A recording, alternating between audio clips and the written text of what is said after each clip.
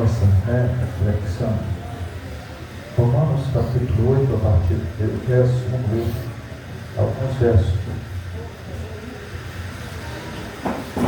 Glória a Deus.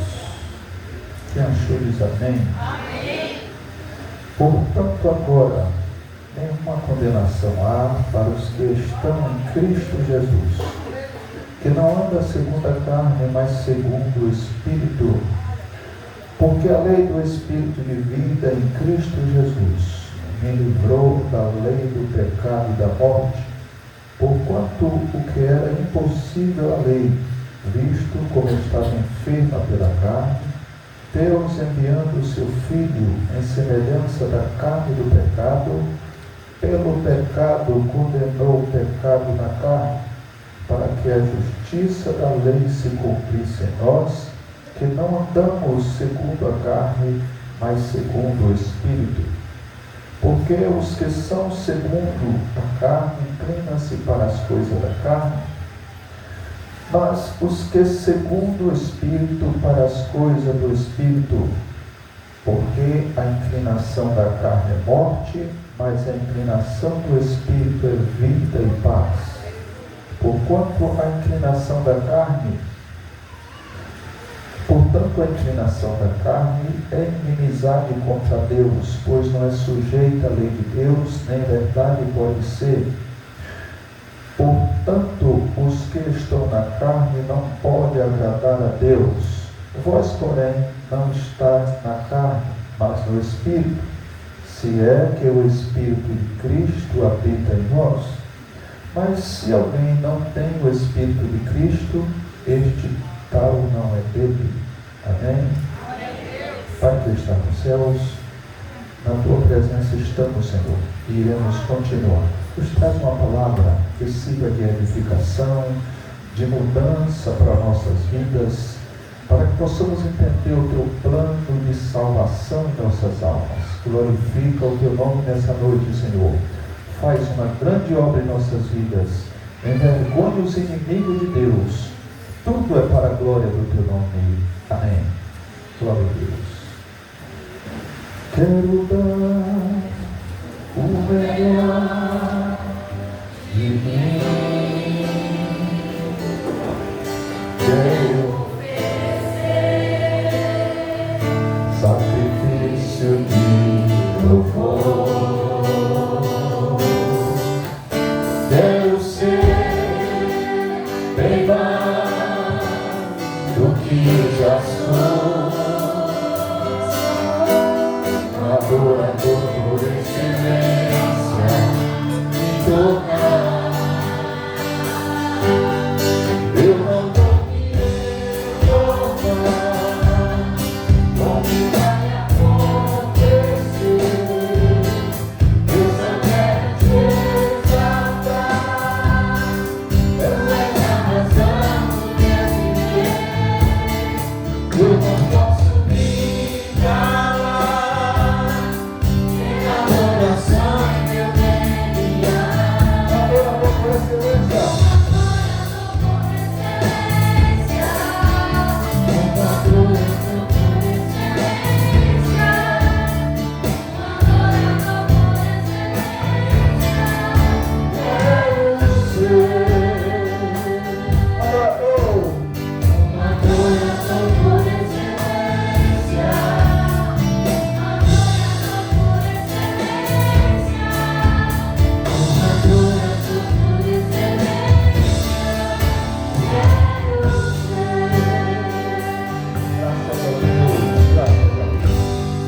Queridos, eu quero refletir convosco nesta palavra que ora acabamos de ler.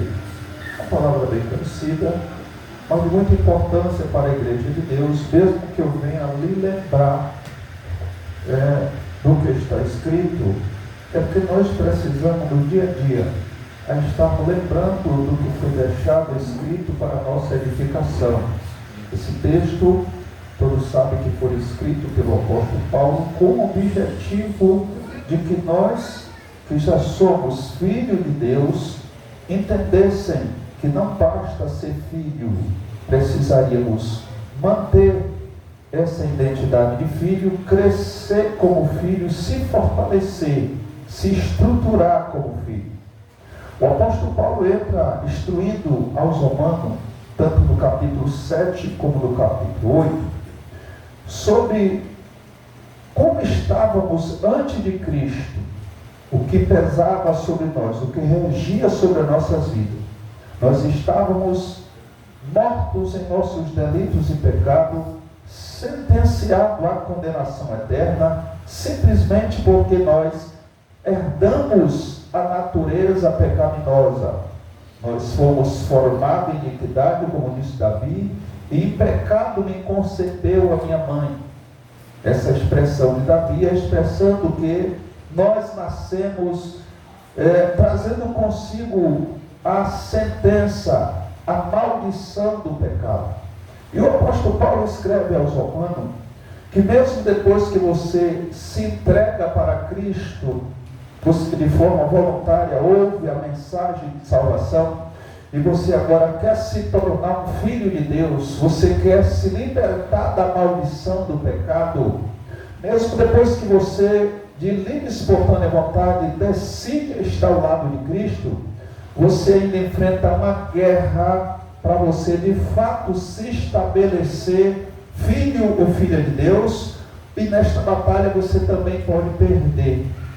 O apóstolo Paulo mostra uma guerra muito grande, uma guerra que guerreia em nosso ser, em nosso corpo, duas naturezas, duas leis que quer dominar o nosso corpo.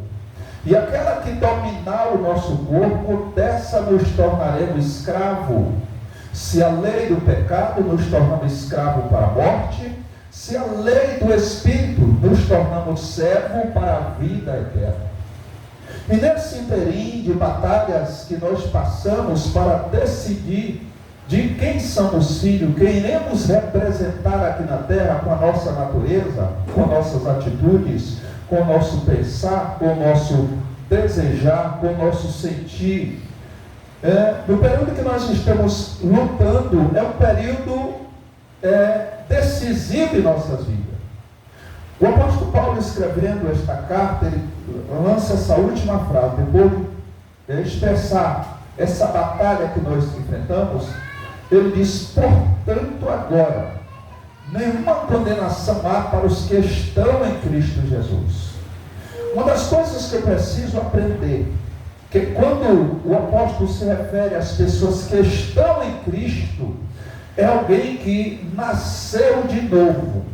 É alguém que teve um encontro pessoal com Jesus. Aqui não basta levantar a mão, não basta estar dentro de uma igreja, não basta dizer eu tenho 20 anos de crente, não.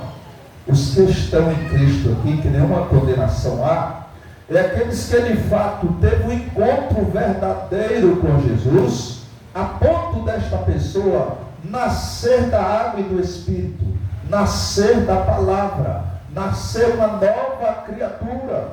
Criatura essa que a partir de então não basta nascer. Se a planta só nascesse e parou por aí, não teria nenhuma utilidade, não seria útil. No entanto, tudo que nasce, o objetivo é crescer, se fortalecer, e no período de crescimento ainda deve dar frutos, ou produzir algo para aquele que plantou e espera colher alguma coisa. Quanto a nós, quando nascemos de Cristo, o pensamento de Deus é que você foi plantada esta semente tão inferior que é a criatura, dentro de um contexto de criatura para filho, e que venha nascer alguém que é superior àquele primeiro homem, aquela pessoa que nasceu biologicamente, que nasceu por vontade da carne, que nasceu de um relacionamento de um varão com uma varoa. Agora o seu novo nascimento é em Deus. O seu novo nascimento vai ser agora gerado de semente incorruptível. E esta pessoa que nasce desta semente agora deve produzir frutos deste novo pai, deste novo processo de nascimento. E este novo pai que eu espero que nós geramos este fruto é o próprio Deus. Então Paulo ele diz assim: Portanto, agora quando?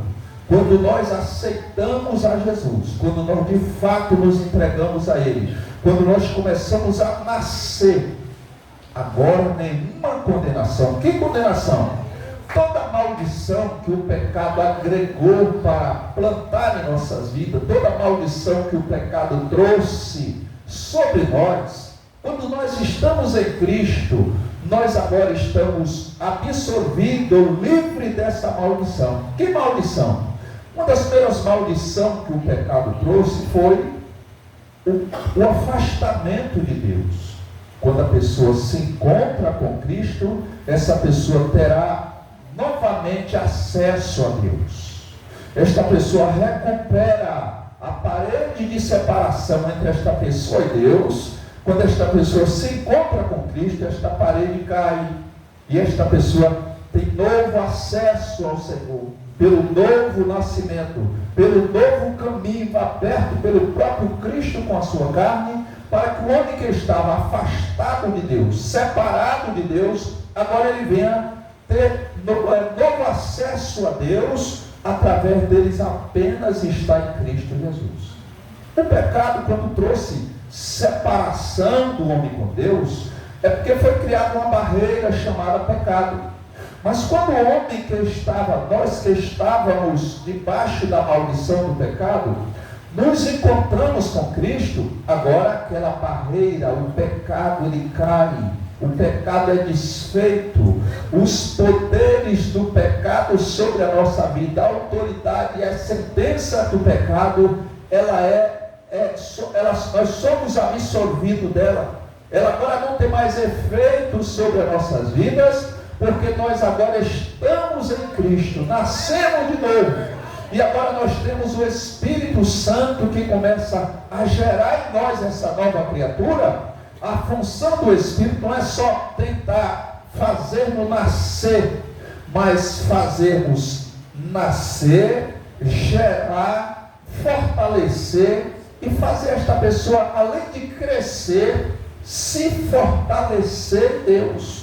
E esta pessoa que recebe do próprio Deus a ação desse Espírito para se tornar filho de Deus, para esta pessoa agora nenhuma condenação.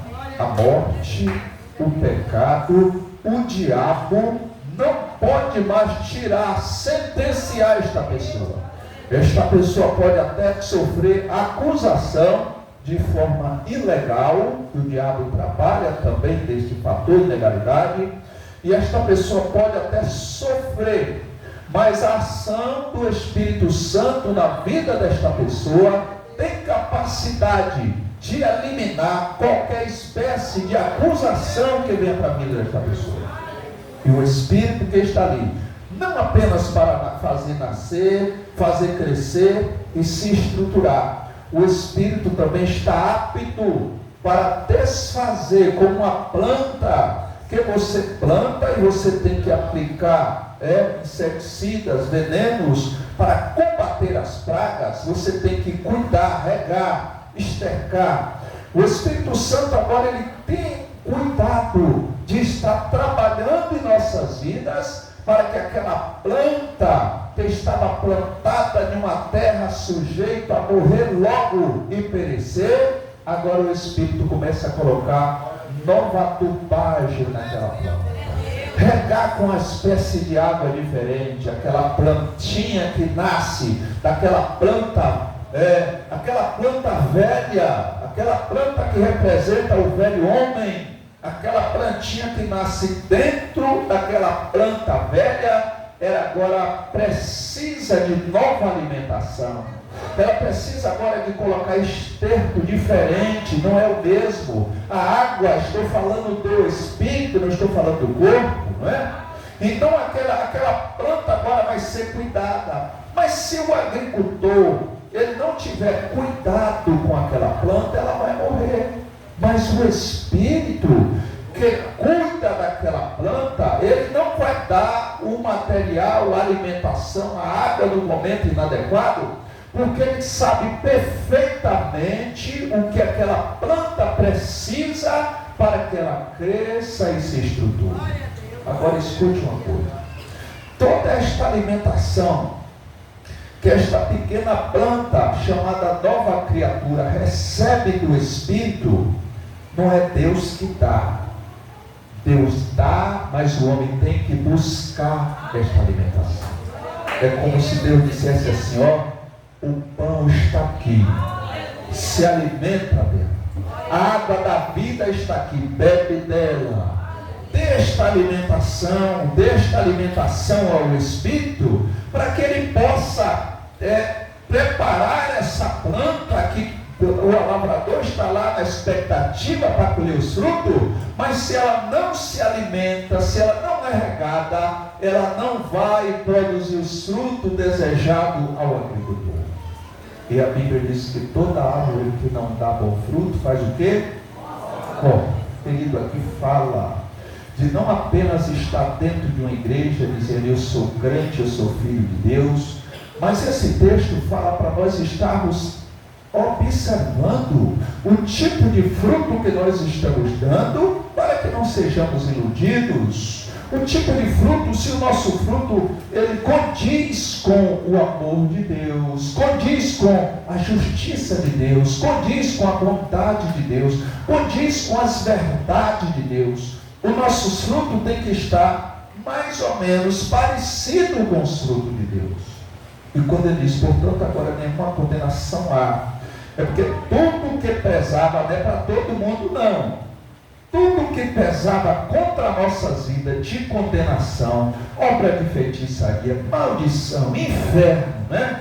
Tudo que estava contido no pacote chamado pecado, quando você se encontra com Cristo, quando você nasce de a nova criatura, tudo que estava contra você, a Bíblia diz que ele rasgou o processo que era contra nós. Sabe o que é? Toda sentença que estava contra você, isso é para os que nasceram de novo. Não se iluda: eu estou dentro de uma igreja, eu já estou você. Não, mas eu já sou obreiro, não, eu sou dirigente de circulação, não, eu sou pastor. Pare tudo.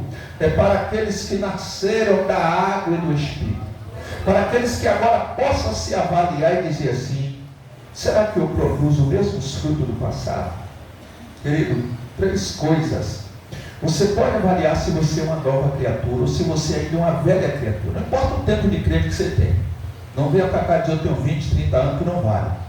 Você vai avaliar se você é uma nova ou uma velha criatura. Aquilo que você pensa, aquilo que você sente e aquilo que você deseja. Essas 3 coisinhas.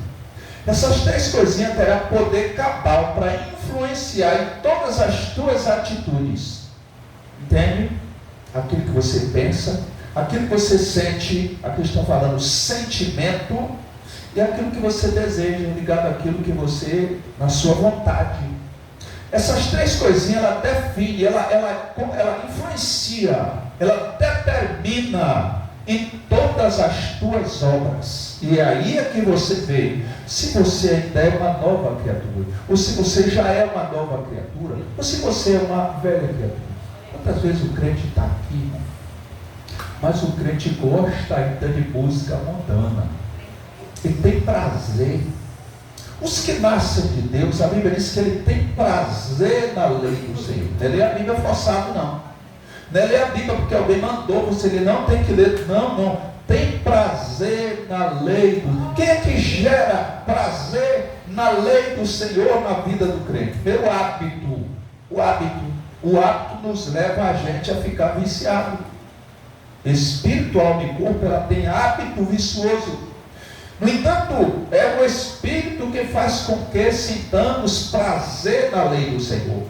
Mas para eu sentir prazer na lei do Senhor, eu tenho certeza que quando eu começo a sentir prazer na lei do Senhor, os demais prazeres da natureza velha, do velho homem, começam a ser mortificados. É por isso que Paulo disse: mas os que são de Cristo Jesus crucificaram ou mortificaram, a sua carne com as suas concupiscências. A expressão mortificar é crucificar. Então, quando se mostra essa ação do Espírito em nossas vidas, é para que saibamos que eu posso entender sem que ninguém está aqui me apontando, eu posso me examinar e saber se o meu prazer é com as coisas de Deus ou se eu ainda tenho tudo da velha criatura. Amado? O versículo seguinte diz assim: porque a lei do Espírito de vida em Cristo Jesus me livrou da lei do pecado e da morte. Eu sou apaixonado por este versículo. Por quê? Porque é um versículo que mostra que uma lei no meu interior, ela guerreia por mim. Uma lei chamada lei do Espírito Santo. Que lei é essa? Aquela que não precisa estar ninguém perto de mim, mas é aquela que me impede a rejeitar o pecado, apenas pela semente de Deus que foi gerada na minha vida. A lei do Espírito é aquela que quando eu vou pecar em um lugar que ninguém está vendo, ela me convence: isso não presta para você, você é filho de Deus. Olha, este pecado pode até te proporcionar algum momento de prazer, mas você, depois que passar por este momento de prazer, você vai ver o que é tristeza, você vai ver o que é solidão, você vai ver o que é amargura, o que é vazio na alma. Porque a única pessoa que preenche o nosso ser, nos dá contentamento, é o Espírito que gera em nós essa nova criatura. Se este Espírito estiver entristecido por causa dos meus pecados, esse Espírito estando na minha vida entristecido por causa dos meus pecados, eu não posso me alegrar, eu não posso dizer eu sou feliz, eu não posso dizer eu tenho paz, eu não posso dizer eu tenho alegria, porque aquele que foi transportado para a minha vida, para gerar em mim os atributos, as coisas de Deus, como alegria, como paz, como... ele está triste, então ele está sem poder trabalhar na minha vida. É por isso que pessoas que pecam, eles não param, eles não têm forças para parar, eles continuam caminhando. Irmãos, quando o texto diz: porque a lei do Espírito de vida me livrou da lei do pecado e da morte, aqui fala de uma ação nos filhos, naqueles que nasceram de novo, uma ação do Espírito para fazer com que nós tenhamos capacidade espiritual para dizer não ao pecado.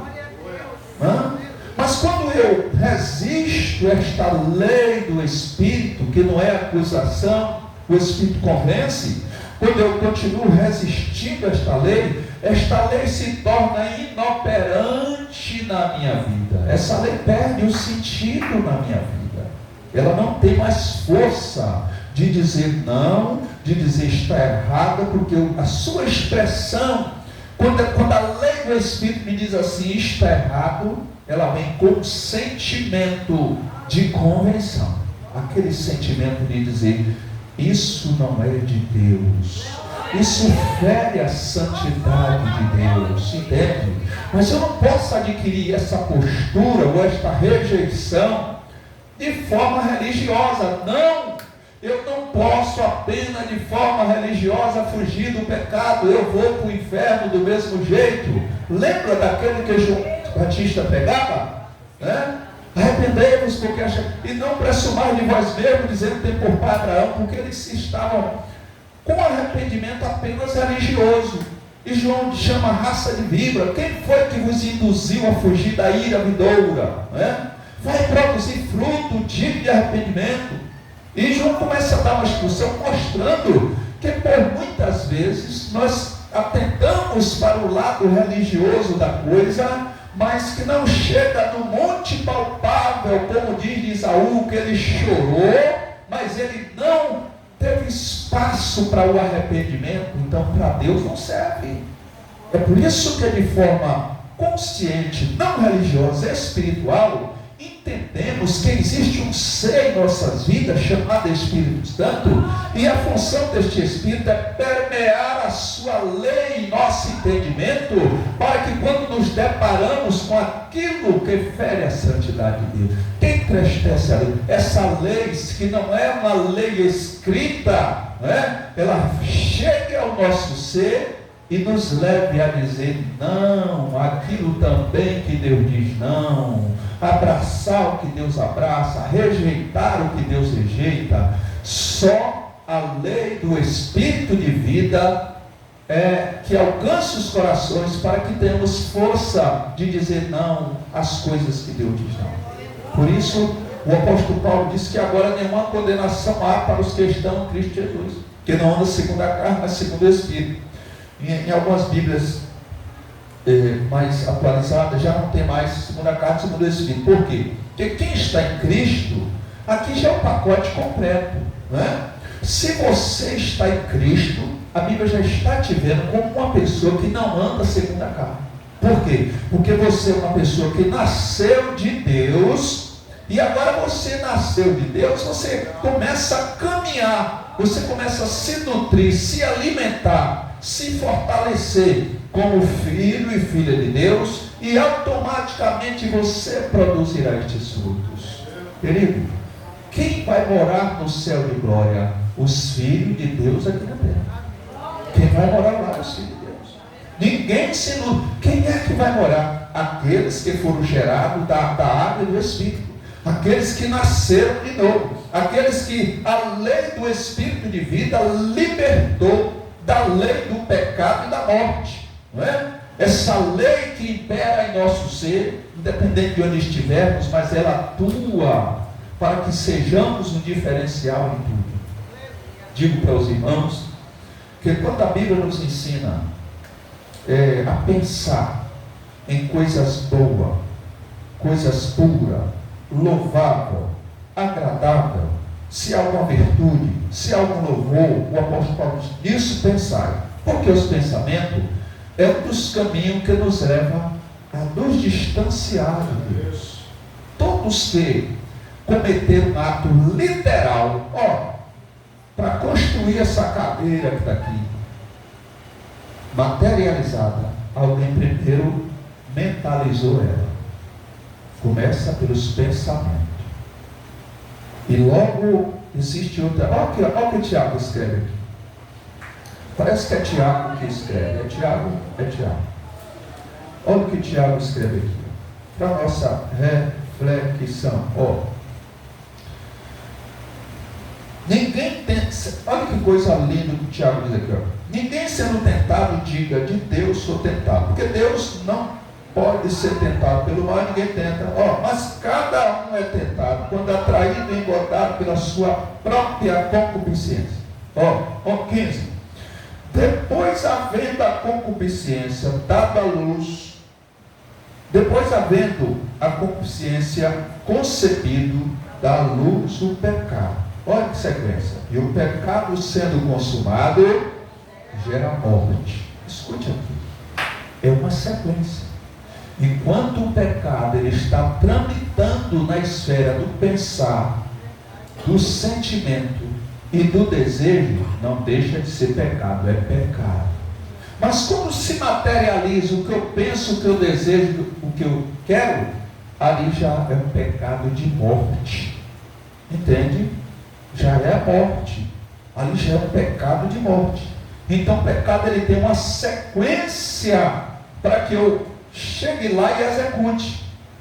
Então durante este período que o pecado chega à porta do meu coração, chega na minha mente, eu ainda posso me esquivar. Não é que eu não pequei, não. Jesus disse, aquele que olhar para uma mulher, não é assim? Porque a lei dizia, aquele que cometer adultério será. Jesus, não, eu vou cortar o mal pela raiz. Eu não vou dizer que é pecado quando estiver lá matéria. Começando aqui já é pecado. Mas ainda não é um pecado de morte. Dá tempo a pessoa fugir. Dá tempo a pessoa consagrar a sua vida. E esta pessoa não apenas cometeu o pecado de morte, mas se deixar, dando ênfase à concupiscência. A concupiscência dá luz ao pecado. E o pecado gera morte. E aquela pessoa que nasceu até filho de Deus, aquela pessoa que nasceu de novo, mas o pecado tirou da pessoa a vida que Deus tinha dado. O pecado que ele dava, mas eu sou filho de Deus. Mas quando você nasce, Jesus não está falando para o ímpio, não. Quando você perde a vida, quando você morre, é porque você estava vivo, é porque você nasceu de Deus. Deus está falando aqui que quem morre não é o ímpio, não, porque o ímpio já está morto em seus delitos e pecados, entende? Ali é os mortos-vivos. Mas nós morremos quando pecamos, se de fato nascemos de novo. Então é um perigo.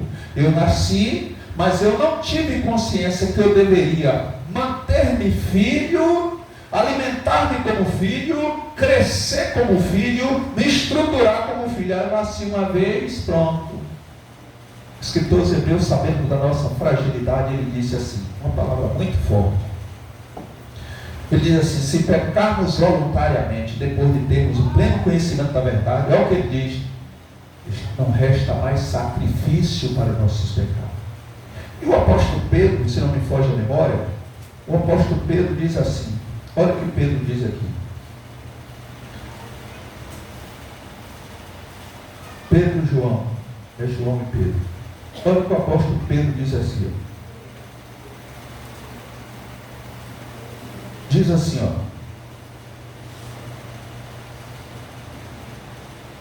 Portanto, 2 versículo 20. Portanto, se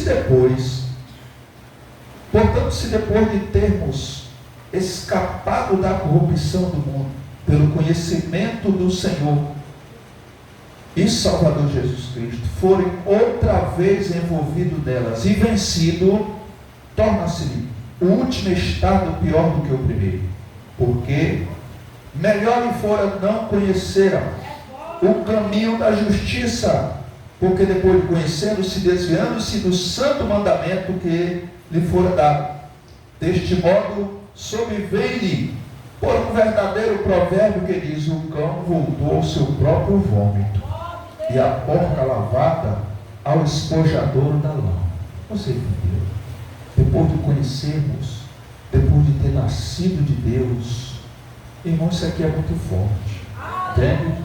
O texto está dizendo desta forma, portanto, se depois de terem conhecimento, ou ter escapado da corrupção pelo conhecimento do Senhor Jesus Cristo, foi outra vez envolvido por ele e vencido. Olha, irmão, envolvido e vencido. Você entende? Não basta apenas ser envolvido, mas vencido. Aqui, de quem você é vencido, você se torna escravo, se torna servo. Então torna semelhante àquele que, semelhante a um provérbio popular que dizia assim: o cão faz o seguinte, faz o vômito lá, aí dá uma volta por lá e tal, aquilo estava destruindo ele. Aquilo ele faz vômito. Tem até um cachorro lá em casa que quando ele sente qualquer coisa na barriga, ele põe capim. Ele quer jogar aquilo para fora.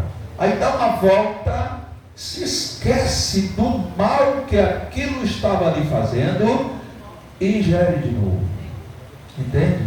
Então, no reino espiritual, eu preciso entender que a lei deste espírito de vida que Deus me presenteou, que Deus me deu, para Ele me convencer dos meus maus caminhos, este espírito que está na minha vida, ele é o selo da minha entrada nas mansões celestiais. Ele é o penhor, garantia da minha e da sua salvação. E eu preciso ter cuidado com este espírito. Eu preciso alimentar este espírito para que ele tenha um bom material para gerar em mim essa nova criatura que é parecida com Deus, para morar com Deus no céu de glória.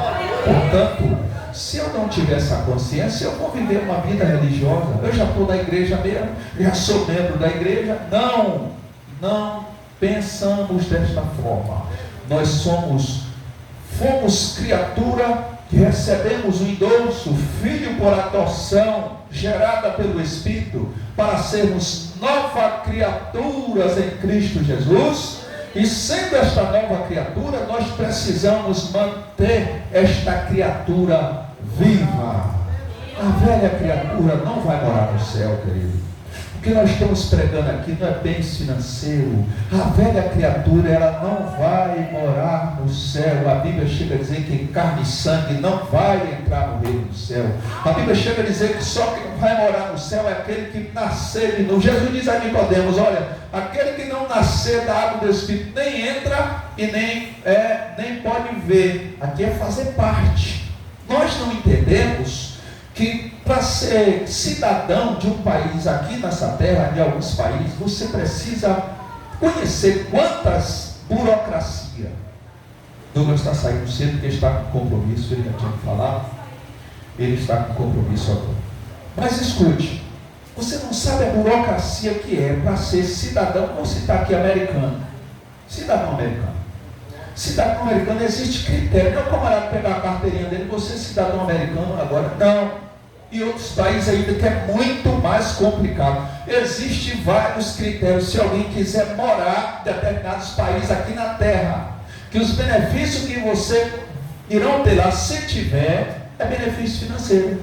Apenas. Agora escute, para morar no céu também tem critério. Querido, para morar no céu também tem critério. E o primeiro critério que Jesus deixou para todos os homens morar no céu, o primeiro passo é arrependam-se. O segundo, aquele que não nascer de novo, não pode entrar no reino de Deus. Por isso que nós pregamos uma mensagem, para que no dia a dia, querido, nós temos a oportunidade aí de ganhar as coisas ilícitas, não é? Nós temos a oportunidade de fazer injustiça, nós temos a oportunidade de pecar em todos os aspectos da vida. Mas escute, se a lei do Espírito de vida estiver no seu coração, você vai dizer não. Você vai dizer, o Espírito de vida está dizendo que isso não está certo. O Espírito de vida está dizendo que o caminho não é esse. Eu vou até ter um benefício agora, mas depois eu vou perder o de melhor. Guarda o que tens, para que ninguém tome a tua. Meu irmão, se você não acredita neste evangelho que eu estou pregando, porque o evangelho está um oba-oba terrível aí, basta tu dar o teu dízimo, tua oferta, acabou. Não, amado. Deus nos chamou para trazer um evangelho que pode levar muitos para o céu. E eu sei que se nós entristecermos este Espírito, esse Espírito de vida, que foi deixado, foi mandado para nós como penhor. Penhor é garantia, irmão. Penhor é garantia. Penhor é dizer ao pastor Barbosa, eu vou lhe dar isso aqui, ó, mas como prova que eu vou te dar, segura este equipamento aqui. Pronto. Agora, se ele perde isso aqui, eu chego lá para entregar a bênção para ele. Mas cadê, pastor Barbosa? O que me dá o direito, o que me obriga a entregar essa promessa aqui, o pastor Barbosa, é se ele mantém, ó, a garantia, o penhor nas suas mãos. Você entende? Aí eu perdi no meio do caminho, acabou. Entendeu? Aí eu perdi a garantia, o penhor eu perdi. Você está fora da promessa. Eu preciso despertar para isso. Nós precisamos despertar para estas grandezas de Deus. Vai estar registrado lá nos cartórios celestiais o dia, o ano, o horário, segundo, milésimo de segundo, e se tiver mais alguma coisa depois do milésimo de segundo também vai estar lá registrado que a igreja de quilômetro 17 sempre pregou mensagem. Querido, olha, essa lei do Espírito de vida, ela trabalha assim, nas mínimas coisas. Ela trabalha nas mínimas coisas. Mas quando nós resistimos às mínimas coisas, ela não funciona mais com as maiores, não. Entende? Ela perde a valia. Ela não. Por isso que Paulo diz assim, ó, Paulo usa uma expressão assim, ó, não apagueis. O Espírito apaga? Não. Mas Paulo disse, não apagueis. O Espírito é uma pessoa. O Espírito não apaga. Mas Paulo usa a expressão, não apagueis o Espírito. Sabe o que é apagar? Apagar é quando você pega uma caneta, escreve, pega uma borracha, começa a apagar, ó, e começa a apagar. Daqui a pouco você olha também na folha vazia. Você começa a apagar a lei do Espírito na sua vida e você não se incomoda mais com nada. Por quê? Você já não sabe o que o Espírito quer quando se apaga a lei do Espírito de vida. E como é que apaga? Quando você não liga para aquela coisa tão pequena que o Espírito disse, não, você é filho de Deus. Entende? É das coisas pequenas que o Espírito vai perdendo a forma de nos instruir, nos orientar, de dizer não. É nas coisas tão pequenas que nós vamos passando por cima. Mas a ordem divina é nessa noite, que não percamos de vista esta lei, que possamos estar atentos naquilo que fazemos no dia a dia. E o Deus que nos chamou para nos presentear com a vida eterna. Ele vai nos dar força, Ele vai nos dirigir, Ele vai nos abençoar. E nós seremos o que a Bíblia diz que nós somos, mais que vencedores em Cristo Jesus. Que Deus abençoe a sua vida, que Deus abençoe a sua alma. Queridos, eu quero agradecer a Deus por todos, toda a sua vida, por todos vocês. Lembrar os irmãos que no dia 14 é sexta-feira,